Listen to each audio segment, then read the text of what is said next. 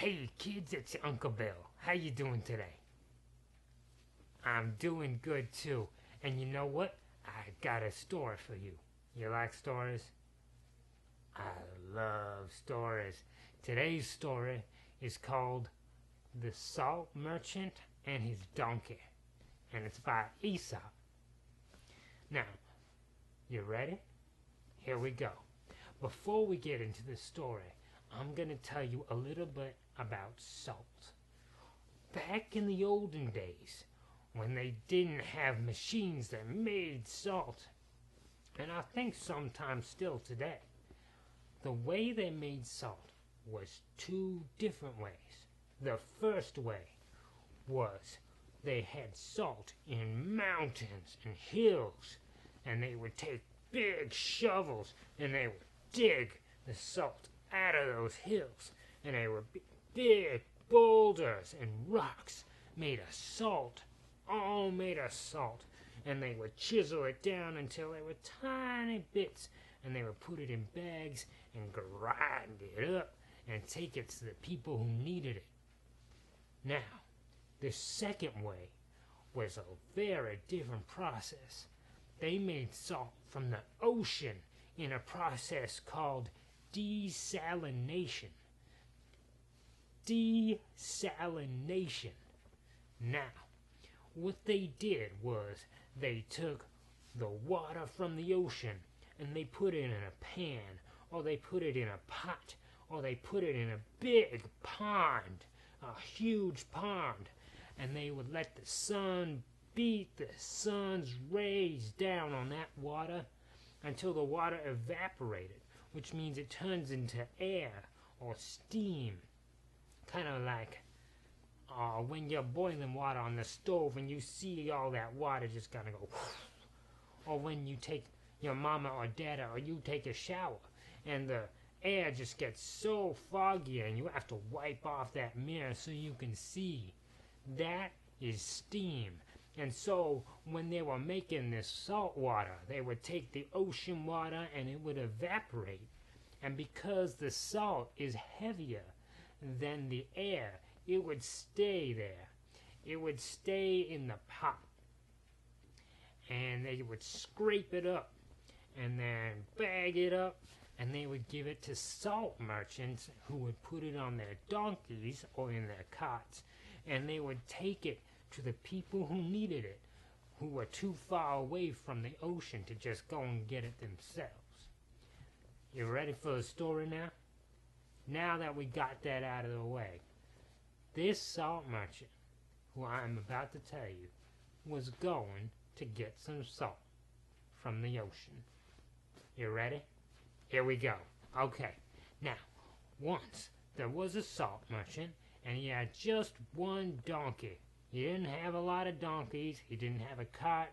He didn't have a lot of carts. He just had one donkey. And he took that donkey to the ocean, and he got the salt from the people who took that salt from the ocean, and he put the bags on the donkey, and then he'd take the donkey back inland to the cities where the people who needed that salt lived. Now, one spring morning, he was taking his donkey towards the ocean, and they were plodding along, and they crossed a stream. And they kept plodding along, and they got to the ocean, and the salt merchant said to the miners who mine that salt through desalination, he said, "Hello, salt miners, I'm here to pick up my salt." And they said, "Great, excellent, here is your salt. That'll be a ton of gold. Thanks very much." And they took that gold and they gave him his salt, and he was going to make so much more money because he sold it to the people who needed it, and they paid him well for it. Now, he put that salt on his donkey, kind of straddled one bag on one side of the donkey, one bag on the other side of the donkey, and he did it again. He put another bag in another bag, and he kept putting bags of salt until that donkey was thinking, "Oh my goodness gracious, this salt merchant, my owner, he's just loading me up with salt. This is ridiculous. I can't walk all the way back home with all this salt on my back. That's ridiculous. I don't like it." and he shifted around, but all that did was made the salt kind of settle on his back, and it kind of molded to his body, and it was so uncomfortable, and he hated it.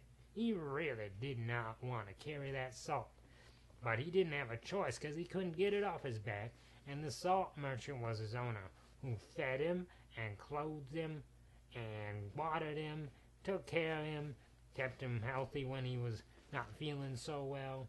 He owed it to the salt merchant who took care of him, and he couldn't take care of himself. The donkey could not take care of himself. So they worked together, but the donkey didn't really wanna. He just kinda had to. Now, donkeys can be kinda ornery, and they can be kinda smart. So, when they were walking back, when the stream came up, the salt merchant crossed the stream with his donkey, and when the donkey was in the middle, he kind of tripped on accident, and he fell.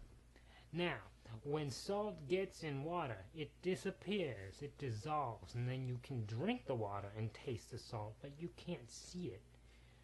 And when the bags got in the water, when that donkey tripped, all that salt disappeared and went down the stream, and the bags were empty. And the donkey got up, and he said, "Wow, this is great. I don't feel a thing anymore," because all the bags were empty. There was nothing in them. And the salt merchant was very upset. He said, "Where did my salt go? I paid good money for all that salt, and it just disappeared in the water. Oh, now I have to go back and get some more." So he did. He went back to the salt miners at the ocean, and he paid him some gold, and they gave him the bags, and he loaded that donkey up again. But this time the donkey was thinking, last time I fell in the water, all that weight from the salt went away. I'll do it again. And that's exactly what he did. They walked to that stream, and the donkey, purposefully this time, fell in the water, and all the salt went down that stream and disappeared from the bags, and the donkey got up, and he said, I feel lighter. Now, the salt merchant was very, very, very upset, and this time he knew that donkey was doing it on purpose, because he did it at the same time, in the same place, with the same result. And he said, "Well, you know, my donkey's smart, and he's messing with my operation here. We have got to figure this out." So he thought for a minute, and he thought for another minute, and he said, "You know what? I'm going to put something else in that bag. I'm going to put something that's not going to dissolve." I know! This is great. You know what else comes from the ocean? Sponges. Yeah, those little animals that people use to clean things. Sea sponges. I'll go get some sea sponges, and then we'll see what that donkey does when he doesn't have no weight. All right, let's go. He took that donkey right back to the ocean, and this time he said to the salt merchants, "All right, this is my last bit of gold, and that donkey has done something really naughty. But you know what? I got a plan. Instead of buying the salt from you guys, I know how much you need that money, and I do too. I really appreciate it. I'm going to buy some sponges. All right? And this time, that donkey's not going to get the best of me. I'm going to get the best of that donkey." And the salt miners were like, "That's a good idea. All right, I'll take you to the sea sponge cellar." And they did. They took him to the sea sponge cellar, and the sea sponge cellar said, "You know what? I got some sea sponges just for you, and I'll sell them at a cheap price. All right, here you go." And those sea sponges were so light, he put them in the bags, and they were so much lighter than the salt. But he knew they were valuable, and he put them on the donkey, and the donkey was like, "It's not that bad, but you know what? I'm going to do it again." And he did. They got back to that stream, and the donkey got purposefully fell in that water. But when he got up, it wasn't gone. No, those sea sponges were still there, but this time they soaked up all the water in the stream, and they were heavy and wet. All those sea sponges were full of water, and the donkey was saying, "Oh my goodness, why did I do that? Now it's so heavy." And he had to trek those heavy, wet sea sponges all the way to the city, which was inland.